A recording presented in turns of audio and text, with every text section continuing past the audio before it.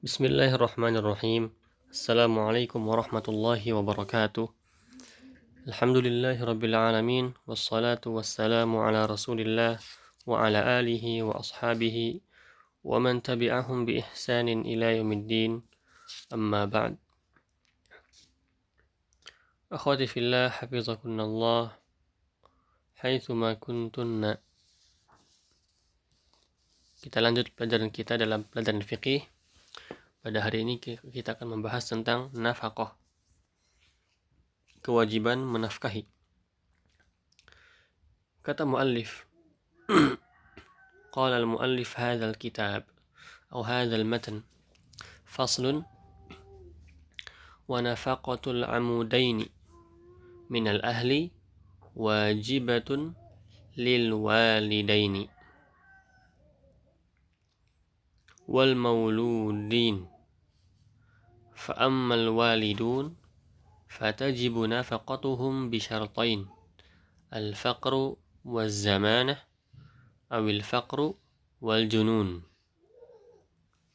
wa ammal mauludun fatajibu nafaqatuhum bi thalathati syara'id al-faqru was-sigharu awil faqru waz zamanatu awil faqru wal junun. Kita akan membahas sampai situ dulu.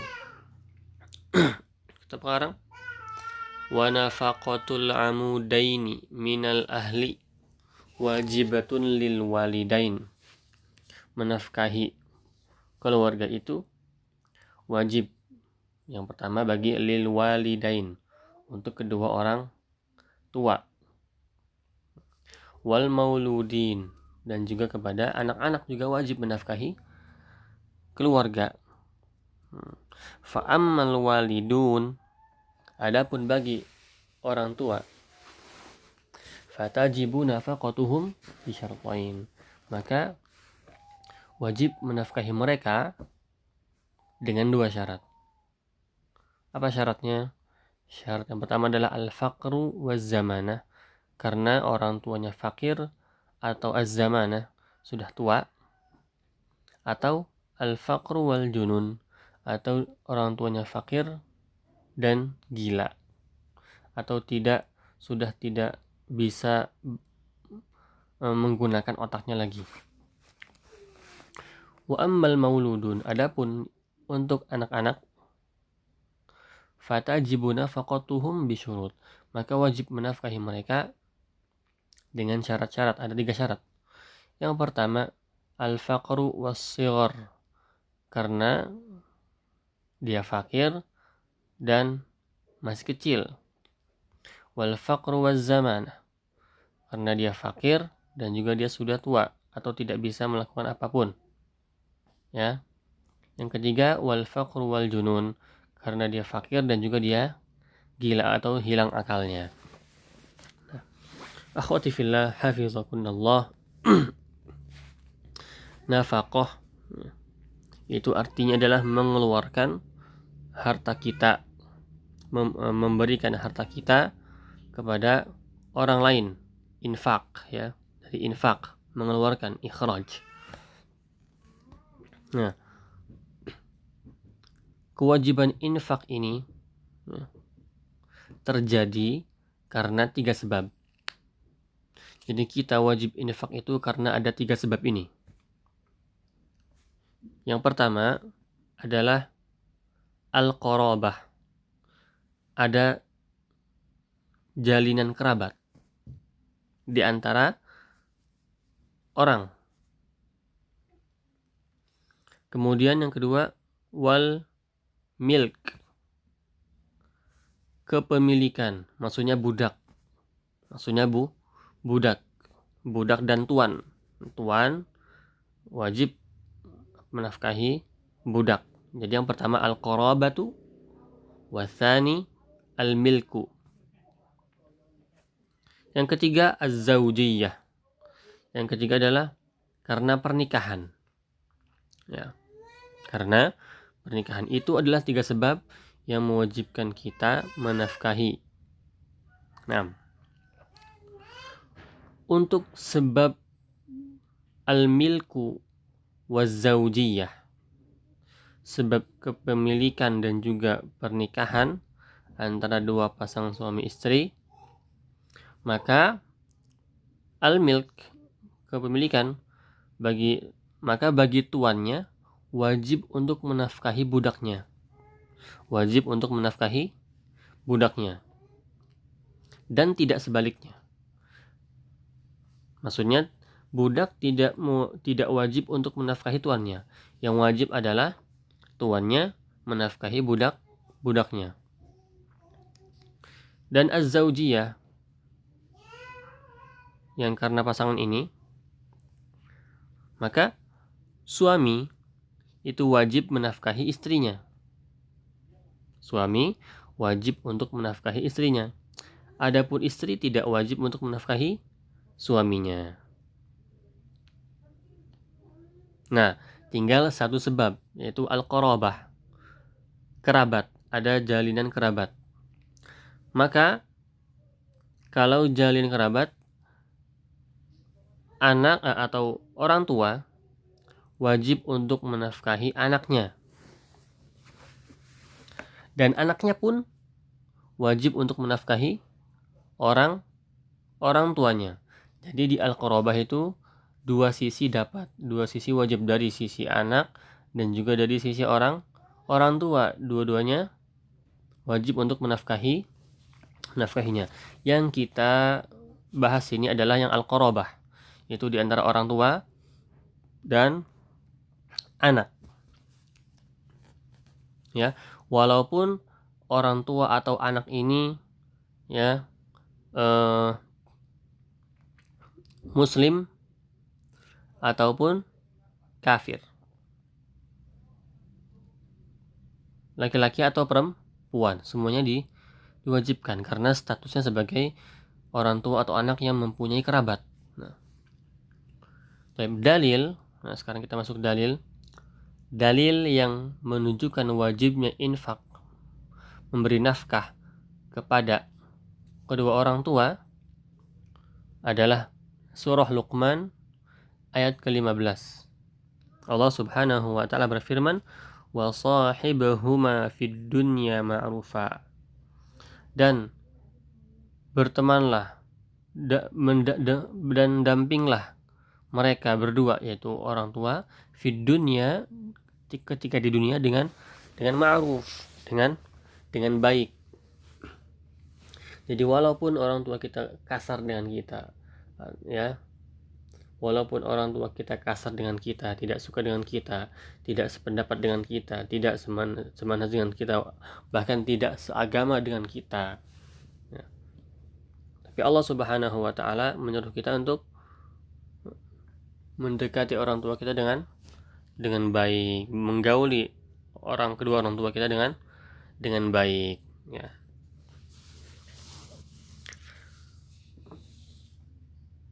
Dan juga dalil dari Al-Quran, surah Al-Ankabut ayat 8. Allah Subhanahu wa ta'ala berfirman, wa wassaynal insana biwalidayhi husna. Dan kami mewasiatkan kepada para manusia untuk baik terhadap kedua orang tuanya. Di antara perbuatan baik kepada orang tua adalah menafkahinya. Nah, ya, seperti itu dalil wajibnya menafkahi kedua orang tua.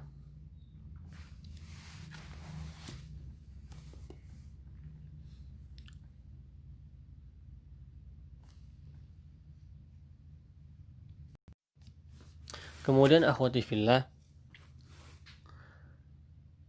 namun dalam kewajiban menafkahi kedua orang tua ini ada ketentuan-ketentuannya, ada syarat-syaratnya. Minha, diantaranya adalah, syarat pertama adalah anak ini ya, sudah mempunyai keluasan rezeki, ada kemudahan dari seorang anak untuk bisa menafkahi kedua orang tuanya. Yang kedua, ya, syaratnya adalah orang tuanya tidak mempunyai harta. Orang tuanya tidak mempunyai harta. Ya, karena sudah tua atau sudah tidak bisa menggunakan akalnya, atau karena sakit, atau karena buta, tidak mempunyai harta, atau karena kedua orang tuanya itu tidak mempunyai pekerjaan. Sama seperti yang kedua ya, tapi yang ketiga kedua orang tuanya tidak mempunyai pekerjaan. Namun walaupun kedua orang tua kita mempunyai pekerjaan, tapi pekerjaan yang tidak mumpuni, maka sebagai anak maka wajib untuk menafkahi kedua orang tua kita ketika anaknya itu pertama sudah mempunyai kemudahan rezeki dan kedua orang tuanya memang tidak bisa menghidupkan dirinya lagi. Taib. Sekarang kita masuk ke kewajiban menafkahi anak. Kewajiban menafkahi anak. Ya, tadi yang pertama sudah ya. Kewajiban menafkahi orang tua. Syaratnya tadi adalah fakir atau az-zamanah, sudah tua, wal faqr wal junun, atau fakir atau orang gila atau gila bukan gila, tidak mempunyai akal. Nah, sekarang kewajiban menafkahi anak dari orang tua atau yang di bawah anak, cucu, cicit, cacat, cecet, semuanya kan kena ya. Mau laki-laki mau perempuan. Dalil kewajiban menafkahi anak adalah firman Allah Subhanahu wa taala dalam surah Al-Baqarah ayat 233. Allah Subhanahu wa taala berfirman, wa 'alal mauludi lahu rizquhunna wa kiswatuhunna bil ma'ruf, dan wajib dan untuk anak-anak rezeki, ya, harus memberikan rezeki, kiswah, harus memberikan baju, bil ma'ruf, yang baik. Dan juga firman Allah Subhanahu wa taala dalam surah At-Talaq ayat 6, fa in arda'na lakum fa'atuhunna ujurahun, jika kamu perempuan menyusui mereka anak-anak, fa'atuhunna ujurahun, maka berikanlah rezeki mereka, berikanlah mereka ajar, ya, sebuah ganjaran atau duit atau ya rezeki. Dan juga firman Allah Subhanahu wa taala dalam surah Al-Isra ayat 31, Allah Subhanahu wa taala berfirman, wala taqtulu auladakum khasyata imlaq, janganlah kalian membunuh anak-anak kalian karena takut fakir, karena takut miskin. Jadi tidak boleh membunuh karena takut miskin. Yang benar adalah wajib menafkahi anak kita dengan semampu orang tuanya. Ya. Dan juga dalam hadis disebutkan bahwasanya ada seorang datang kepada Rasulullah SAW. Ya Rasulullah, saya mempunyai 1 dinar ini. Ya, kata Rasulullah, anfiqhu ala nafsik. Maka nafkahilah 1 dinar itu kepada kamu sendiri. Kata orang ini, saya mempunyai orang lain selain aku. Kata Rasulullah, anfiqhu ala waladik. Maka nafkahilah 1 dinar itu kepada anak kamu. Nah, maka wajib bagi anak untuk dinafkahi. Wajib bagi orang tua untuk menafkahi anak. Kemudian kisah juga dalam hadis disebutkan istrinya Abu Sufyan, yang sudah masuk Islam ya, istrinya Abu Sufyan, ketika Abu Sufyan tidak memberikan uang, tidak memberikan rezeki yang mencukupi untuk menafkahi istri dan anaknya, istrinya pun datang kepada Rasulullah SAW mengadu ini, ya, bahwasannya Abu Sufyan ya orangnya baik, tapi dia sangat-sangat perhitungan dengan pemberian harta kepada anak dan istrinya. Kata Rasulullah SAW, "Khudhi min malihi ma yakfiki bil ma'ruf wa yakfi banik." Kata Rasulullah, ambil saja dari harta Abu Sufyan itu secukupnya untuk kamu dan untuk anak kamu. Jadi dibolehkan untuk mengambil harta suami dengan tidak seizin suami supaya bisa menghidupi anak dan istri. Nah, itu dalil-dalil kewajiban bagi orang tua untuk menafkahi seorang atau anak-anaknya. Nah, dalam kewajiban menafkahi anak-anaknya pun ada syarat-syaratnya seperti yang tadi disebutkan di kewajiban menafkahi orang tua. Yang pertama adalah orang tuanya harus mendapatkan kemudahan. Tapi walaupun orang tua mendapat kemudahan atau tidak, maka dia wajib untuk menafkahi anaknya. Yang kedua, syarat yang kedua adalah anaknya belum mempunyai harta atau belum bisa bekerja. Tadi apa? Di antara syarat-syaratnya ada 3 kan? Al-faqr wa sighar, fakir dan juga kecil anaknya, belum besar. Al-faqr wa zamana, fakir atau zamana tidak bisa kerja. Zamana itu maksudnya tua, rentan atau lemah. Al-faqr wal junun, dan juga fakir dan juga tidak mempunyai akal. Nah, itu adalah masalah tentang nafkah di antara para kerabat, ya. Jadi kewajiban menafkahi itu terjadi karena 3 sebab. Yang pertama al-qad wal milk waz zaujiyah. Kemudian yang kita bahas adalah qarabah, yang mana dua sisinya itu saling mewajibkan antara orang tua dan anak. Orang tua wajib kepada anak dan anak wajib kepada orang tua. Nah, sampai sini saja pembahasannya. Insya Allah dalam pertemuan yang akan datang kita akan lanjut dalam pembahasan nafkah kepada siapa? Kepada hewan ternak, ya. Dan juga pembahasan kadar-kadar menafkahi bagi suami kepada istrinya. Kemudian yang terakhir dalam bab nikah kita akan membahas tentang al-hadanah. Tentang al-hadanah. Al-hadanah ini artinya adalah memomong anak, ya. Jika misalnya kedua orang tua cerai, siapa yang lebih wajib untuk mengambil anak tersebut, dan juga syarat-syaratnya. Nah, setelah itu kita sudah selesai babun nikah, kemudian kita akan kembali ke kitabu al-buyu', yang mana kitabul buyu' adalah kitab atau bab yang paling penting sekali. Karena setiap hari kita pasti jual beli. Kalau nggak menjual, ya membeli. Ya, maka kita harus mengetahui hukum-hukumnya. Ya. Berbeda dengan nikah. Nikah kan kita belum menikah, ya. Atau antuna belum menikah. Ya. Maka walaupun belum nikah tapi tidak apa-apa. Tapi yang lebih penting adalah aslinya kitabul buyu'. Dan insyaallah setelah babul hadanah kita langsung ke kitabu al-buyu'. Wallahu taala alam bisawab. Tugasnya seperti biasa meringkas, ya.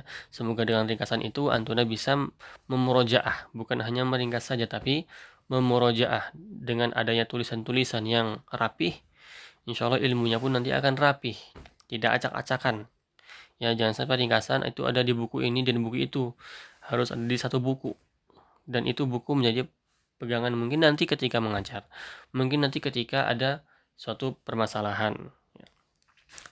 Nah, cukup sampai sini. Subhanakallahumma bihamdika asyhadu an la ilaha illa anta astaghfiruka wa atubu ilaik. Assalamualaikum warahmatullahi wabarakatuh.